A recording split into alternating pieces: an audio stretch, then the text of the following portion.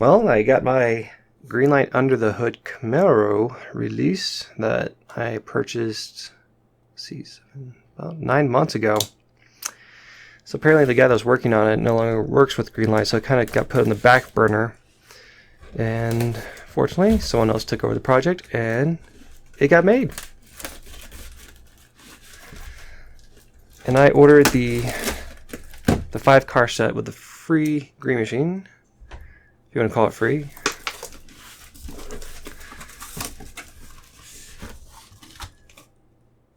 Yep, it's in there.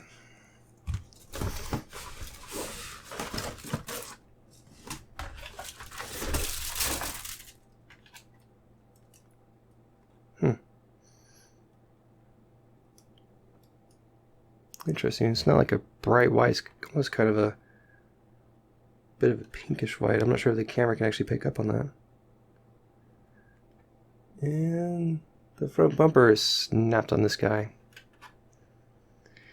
Nice.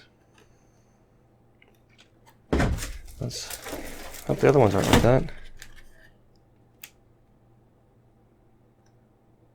Maybe it's supposed to be like that. So far everyone has been like that.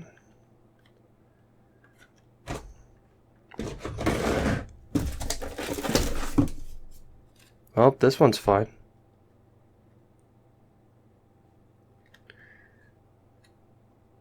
That's a shame. This one's good as well. Man, that stinks. So, 3 of the ones I got came damaged. Please don't tell me this one's broken. And even my green machine's broken. Oh boy. Waited 7 months to get that. That's not cool. Guess I'll be reaching out to Greenlight and see what they have to say. Well, if you guys ordered a set, let me know. Hopefully yours came in better condition. I believe there was 700 something of the Camaros made. So it's quite a limited release for Greenlight.